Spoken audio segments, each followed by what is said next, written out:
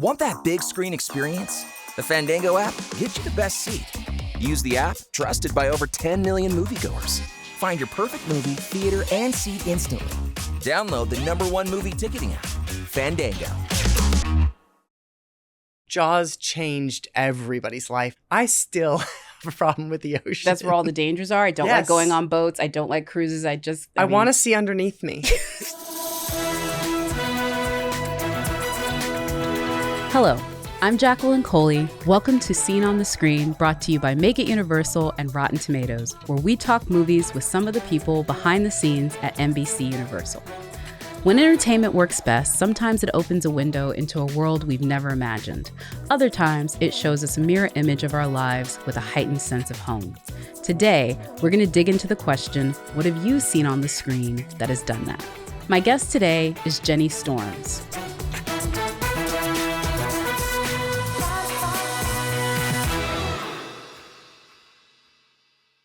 Jenny Storms, thank you for being here today, and thank you for being on the Seen on the Screen podcast. Thanks for having me. Tell us what you do at NBC Universal. Sure. Well, I have probably arguably the greatest job in the world. I look after marketing efforts for our entertainment and sports properties at NBC Universal. What does that mean? So any of our favorite shows on NBC or Bravo, those shows, I'm getting the message out to America to come and watch and engage, as well as all of our NBC sports properties. So think of the Olympics and Sunday Night Football. And then I chair something called the Marketing Council at the company, which is really all the marketers coming together to really put energy behind big company priorities every year. And it's a lot of fun. Yes. And we're actually here for folks that are watching us visually. We're in a different location because we were at the building. We're at The Rock. We're at here in New York at Rockefeller Center because you're a busy woman. So we had to come to you a little bit. I wanted to ask you, though, because I think folks have an idea of what the marketing side is. What's the most surprising aspect of your job as this person that's really trying to your point, tell folks where they can find our properties and try to make them as enticing for them as possible? Yeah, I think the most surprising part of the job is that it changes every day. No 2 days are the same. I love the variety and the difference. Just being able to work here at NBC Universal and see people in the company rise and achieve things that they have never done before, and making sure that people have the opportunity to do so. We work on incredible properties that reach hundreds of millions of people in America, whether it's Olympics or whether it's a show or Sunday Night Football. And seeing people achieve things with their dreams of bringing those to life is pretty special. And being able to help people do that is a great part of my day, and watching people just feel that joy and accomplishment. Yeah. And I don't want to be like to think people I'm being Pollyannish about this, but the way that NBC cultivates talent and invests in their talent, you actually do get to witness it through the same company. Sometimes you see people leave and do that, but no, NBC really does plant the seed and then stay with them until it bears fruit. 100%. NBC Universal is such a vast company with so many different parts of the company and areas where you can work, that seeing people rise up through the company by moving around is actually one of the more incredible things that we see, and we promote it and we embrace it. Yeah. We want people to have those different experiences and be able to do different skills and different things in different parts of the company. So it comes to life really well. And it also creates very well-rounded individuals that have a lot of great diverse backgrounds. Yeah. We've even seen that on this podcast, people that started at parks and now they work in digital, or people that started in home video and now they work in marketing, and it just goes on and on. And we're very supportive of it. You don't necessarily always want to lose your superstars, but at the end of the day, you're proud and you're happy when they're going to go to another part of the company and be part of another colleague that you respect so much. And so that's been a great opportunity. It's all in kind of the family. And that's not an accident. That's actually something that your team is sort of in charge of, which is that NBC has this huge program where they really drive to certain activities, and really everyone sort of pushes to it, and it's called Symphony. 100%. I think Symphony, the way we talk about it, is it's our superpower, but it's also our secret sauce. And it's something that we bring all the marketers together and they want to work together on these projects. And that's what's exciting, is that your job isn't just in entertainment and sports. You also get to work with film organization. You get to work with our destinations and experiences group. And similar, they get to work with sports and with entertainment. So I think we've built pretty awesome culture of collaboration in this company that you just don't see in other places. And we work and function very much like a family. Yeah. And I think when we think of Symphony, another huge moment for it is one that we're kind of right in the middle of, because there's Wicked Part 1 and Yes. Wicked Part 2. And like, I already know from myself being on the film side just how big that has been for us and will be. 100%. So I think what we're having so much fun working with the film team on is how do we create what the film team has coined these combustible moments and opportunities for us to bring Wicked to life in lead up and then after, and then getting us to part 2. And so we've had the great opportunity with the Paris Olympics to have Ariana and Cynthia and Michelle there really on all of our shows, demonstrating the power of Symphony and sort of bringing it to life and giving it this huge moment. Continue throughout the fall to bring it to life and use all of our iconic opportunities to tell the story and bring, and then lead into all of, part 2 and making sure that we have a great continuity plan. Yeah. Can you preview maybe a little bit about what we have coming up? Because I've heard that 2025 and beyond is going to be quite special. I think 2025 will be an amazing year, obviously setting a lot of new standards for us and things that are coming out. But I think it'll be an enormous prep year for what will be another huge moment for the entire company in the beginning of 2026, which is the collision of the Winter Olympics in Milano and Cortina. Then we have the Super Bowl out in California. We actually have the new National Basketball Association NBA deal, which will be in season then. It'll be our first NBA All-Star game, as well as our first NBA Sunday Night Basketball coming after the NFL season. It's the 100th anniversary of the broadcast network NBC. And then later that year, we have World Cup on Telemundo, and a lot of other incredible things. So it's going to be an enormous year. So 25, certainly in its own right, has programming and content and film, but it also is a huge setting year to get us into 26 in this incredible moment for the company. Wow. Maybe take a vacation. That's going to be a busy year. So I hope you get your rest in a little bit. Not that there will be. I know there won't be, but I'm just going to hope that happens for you. Well, we've done an Olympic and Super Bowl on top of each other before, and it was Herculean. And so now adding on top of it the new deal with the NBA and the NBC 100th, it's just that much more, and certainly more exciting for everybody. Talk a little bit about the people in your life, because you have a very cool job, but it's also a job that's a little bit hard to understand. What are the people, do they get it? Have you gotten to sort of take them behind the sort of NBC glitter and show them a little bit about, when we step out, we really show out, Yeah, exactly. I mean, I think we try to bring people to understand exactly what we do, how we do it, how we bring things to life. There's so much that goes on behind the scenes, and people see sort of the finished product. And so how do you take a lot of that behind the scenes work and help bring it to people and help them understand? I think we do a lot of that actually well on social media. So there's the moment, whether it's from a Sunday Night Football game or the Olympics, but what we do in social is we actually bring to life the moments behind the moment, which gives you the backstage pass and the behind the scenes and a little bit more context to how that came to life. Have you gotten any of the folks in your life that sort of backstage pass? Have you taken them to the Olympics and that kind of stuff? So I have. I've never gone to an Olympics with a family member. And I was very fortunate to be able to bring one of my sisters to Paris with me for a few days. And I got to tell you, that was a moment, and that was a couple days together that we will never forget. Those were experiences and bonding and the opportunity to just be with your sister, and you're kind of in your work environment and with your work family, but you bring your family in too. And those are things that will live forever as extraordinarily special. Absolutely.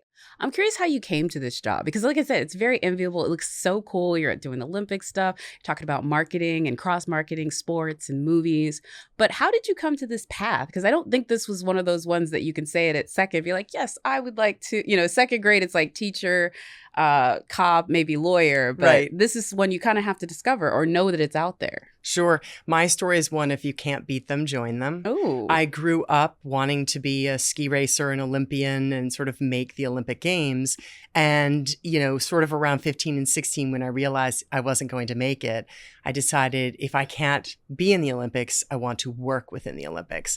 So mine's a bit of a full circle story, because I started working my first job at the United States Olympic and Paralympic Committee. Wow. Then sort of ended up in media after that through relationships. So coming to NBC now almost 9 years ago, and the company feels very full circle because it brings my passion back into play and sort of where I started my career. Yeah.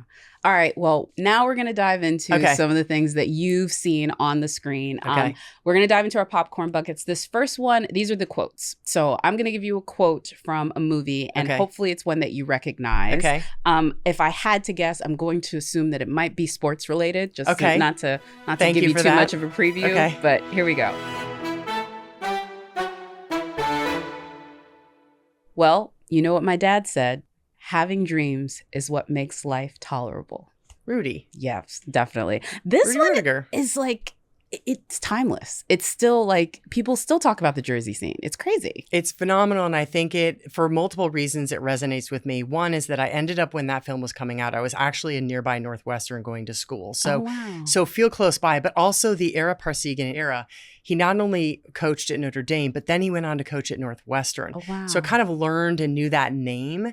And then I think Rudy's dream of being that sort of underdog, that feels so close to me because growing up and trying to become an Olympian, ironically, even though I'm a very tall woman now, I was only 5'3", 100 pounds soaking wet when I was younger. And that does not make a world-class ski racer, unfortunately. Wow. And so that dream, you know, I feel like I understand it and I feel it. But also such an incredible story. It's arguably the best sports story. Like you said, when they come in to the coach and they said, you know, he's like, I want him to take my place. And he says, act like a captain. You're an All-American. He says, that's what I think I'm doing. Yeah. I mean, oh God, yeah. I'm going to get choked up thinking about it just a little bit right now. But I think it also speaks to sports really can identify culture. And like, that's really what it speaks to. And it really speaks to this idea of like, there's people that are a part of a team that may not show up on a stat line, but they're more important than your all-star. And sports, like you say, it's defining culture in a way where you do look at sports stories and you think it's going to be ultimately about the competition and the win or the loss. But that story is everything but when you think about the storyline and the teamwork and the hard work and someone that's putting it in and really aspiring towards a dream. That kind of resonates with everybody, even outside of sports. And so that's why I think that film resonated so much, even if you were not a sports fan. Yeah. All right, here we go. Okay. I'm not going to the left over those trees or to the right of those trees, okay? I'm going over those trees with a little draw. Okay, as a golfer, wish I was better than I am. Obviously, that's Tin Cup and Roy talking to Romeo. Yeah. You know, and obviously that's such a fun movie. As a golfer, it's a fun movie because there's so much in there that you think that's me. Yes. You know, and he ends up breaking all those clubs and playing the entire round of the 7-iron. Also would note one of my favorite clubs in the bag. Really? Very forgiving. Love my 7-iron. I don't think that I could qualify for a U.S. Open with the 7-iron only. But you do run across people that just have incredible skills in golf, and it's pretty amazing. But it turned out not just to be the golf story, you know, it turned out to be so much more. And that's why I love it, because it turned out to be very much a life story. I live for Kevin Costner in that movie and Renee Russo, obviously Cheech Marine, but I do feel like I'm definitely him of the like, I'm going to be petty about this in a moment. And I try not to be, but inside, like I like the wish fulfillment of watching him be that petty to be like, no, if I'm going to lose the US Open, it's going to be the way that I want to. Or if I'm going to win it, it has to be the way that I want to. It's definitely something that I'm like, I can't do this because we all have jobs and we can't be like this. But man, don't you just wish you'd be like, no, I'm just going to do it. I would be lying if I didn't say I do that in golf and then I see that shot and I'm like, I can make it. I don't break my clubs afterwards, but I do. I think what was unique about that film for me was the ending. So you're going along and you're thinking, this is going to be an amazing moment. He's going to make it over the water on the first shot. He's going to get the eagle and win. And then you say to yourself, what just happened? You know, he didn't make it. How is this film ending? And that was kind of the beauty of it, is even when you lose, you win. Still win. So it was a little bit of the first film probably in my life, and especially in sports, where it was a little bit of that switch, where it wasn't going to end like Rudy's, where it was this amazing, he's on everybody's shoulders. This was more, like you said, Kevin Costner and you know, his character, in essence, losing. But again, if all you're going to do is lose, do it in style. Do it in style. Do it exactly. in style. Make a 12 on that last 12 on that last hole. Do it in I haven't style. made a 12 in a while, but you know it's in the bag. It's in there. Here we go. I guess it comes down to a simple choice, really. Get Busy Living or Get Busy Dying? Shawshank, sure. That is another one where the release of the movie, for folks that don't know, was terrible. It didn't do well at the box office, and it kind of just basically disappeared. And it has lived on as one of the most beloved films ever. Yes. And I think it is, again, about the things that you obsess about when you have no control over anything else. You know what I mean? Like the hope within you. Exactly. And I think that character with Andy Dufresne and with Red and their interplay and their sort of relationship was so incredible and so unique for people. I also think that it just was the story of amazing human nature and kindness in the worst of circumstances. And the fact that I also think there was a little bit of that ending where you were just completely not expecting that. Yeah. I think The Shawshank Redemption is one of those films where it's not just about what you see on the screen and these characters. It's about this idea that like hope can live inside your mind, even in the most desperate circumstances. 100%. It's a beautiful film. It really is. All right. You did amazing. Okay, couple of thank sports, you. couple of regular ones. There's nothing. Everyone seems intimidated by this. That's why I'm like, I need to set your mind at ease. You will do fine. All right. We're going to dive into our next popcorn bucket. Okay. This one is going to be true or false. Okay. During the filming of the Harry Potter movies, a massive animatronic head was molded from actor Robbie Coltrane, who played Hagrid. True or false? I don't know the answer to this, but just given the size, I'm going to go with true. It's actually true, yeah. Okay.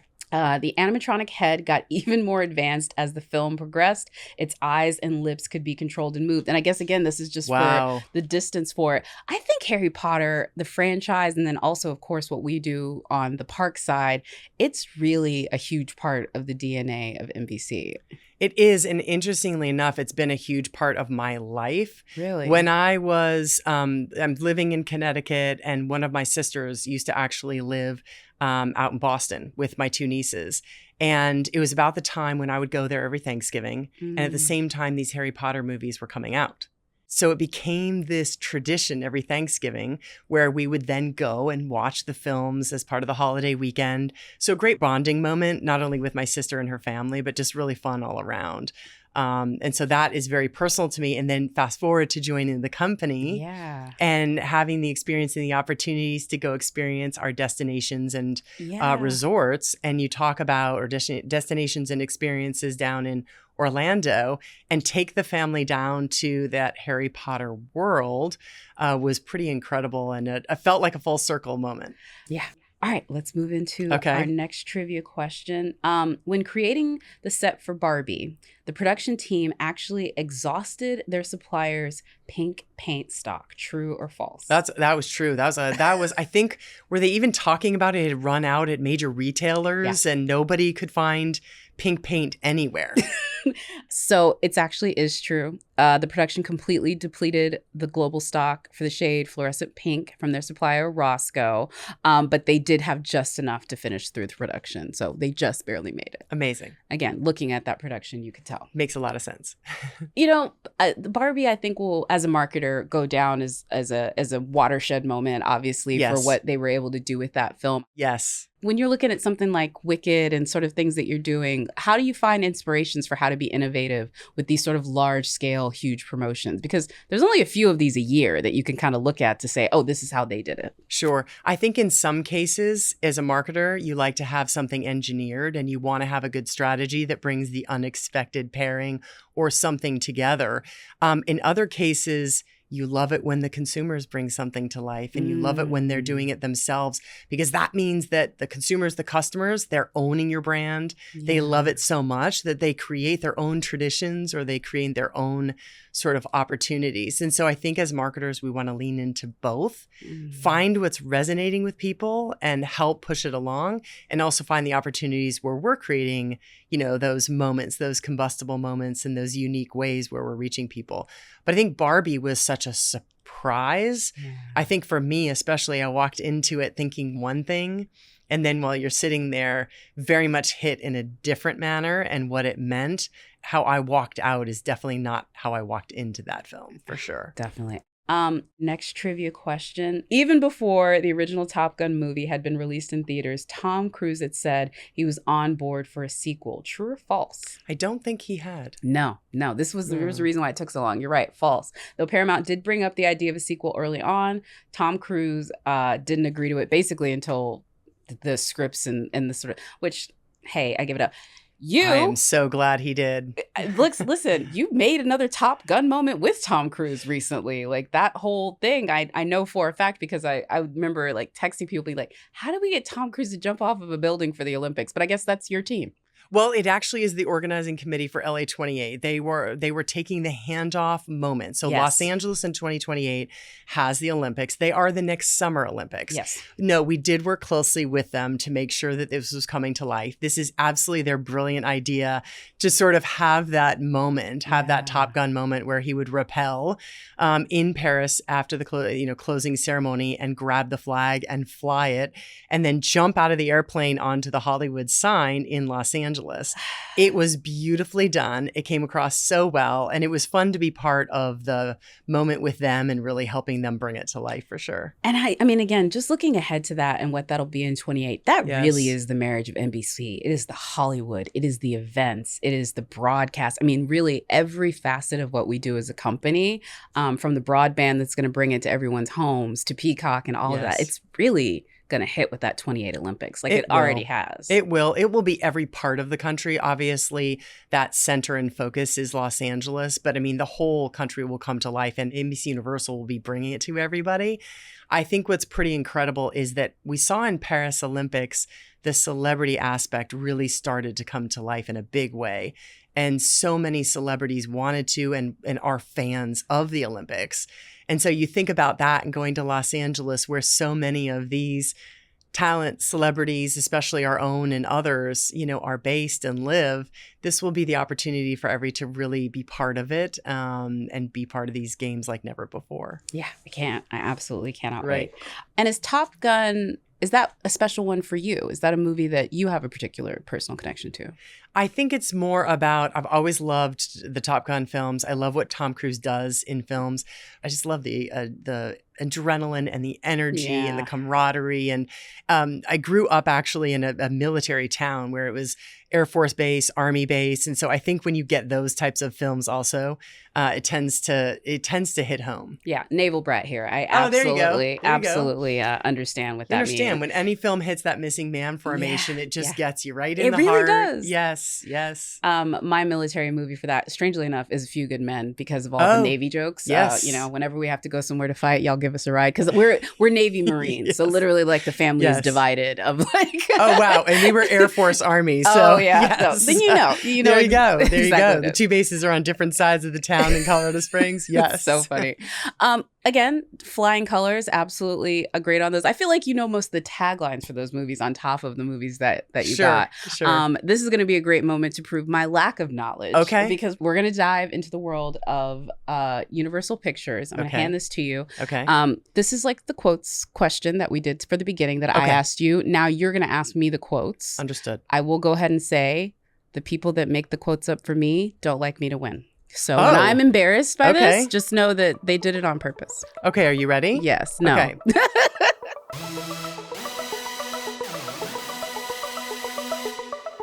The only thing exciting about 2002 is that it's a palindrome.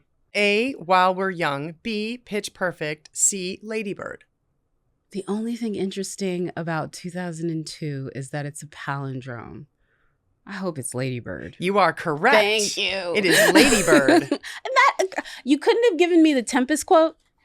You couldn't have given me the titular character quote. That was in the trailer. That was strong. I got to tell you, I did not have a clue in there. Glad these are going to you. Are you ready? Yes. You taste like a burger. I don't like you anymore. A, Wet Hot American Summer. B, Hannibal. C, Despicable Me. Girl. Again, I don't have a clue here, so I'm really hoping you get this. I guess it has to be Wet Hot American Summer. I can't picture You are Gru. correct. Okay, I was like, I cannot picture Gru saying that. That was definitely not in Hannibal. I don't remember anyone talking about tasting like a burger. Okay, are you ready? Mm-hmm. Hit this one, and I'll sleep with you. A, Balls of Fury, B, Wimbledon, C, Mr. Baseball. Now, I do know this one because that is Wimbledon and that is Paul Bettany. Another great sports movie. Yes. Highly underrated sports movie. Okay. All right, we're doing good. You ready for last one? Uh-huh. This is a good one. Hold on to your butts. A, Jaws, B, Jurassic Park, C, King Kong. That's definitely Samuel L. Jackson in Jurassic Park. Yes. They did not come for me this time. Okay. That was actually that was good. Very nice. I think the Ladybird was the only dangerous one. Thank y'all. I'm glad. I've complained enough about it, about being embarrassed. They've been nicer to me. Okay, good. Congratulations. That was well done. Oh, thank you. I appreciate it. I only knew one of those. But we're not quite done. Okay. Before we get out of here, we want to make sure that we get a little bit more from you. So we're going to ask you a few rapid fire questions.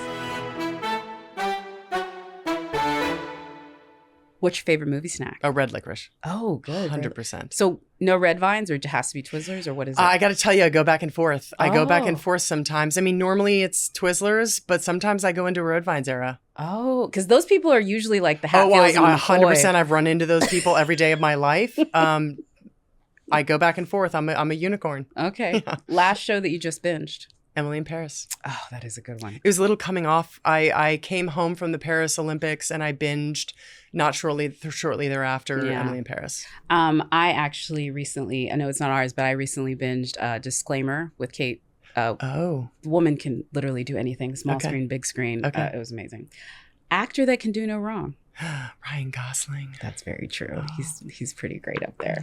I'm going to put Jonathan Bailey up there. Oh, well done. Because we're going to get to see more of him. Yes, we will. Well done. He's pretty great. Yes. Going to the movie theater alone, yay or nay? Yes. Only done it once, but absolutely would do it. Oh, really? Only done it once. I do it a lot.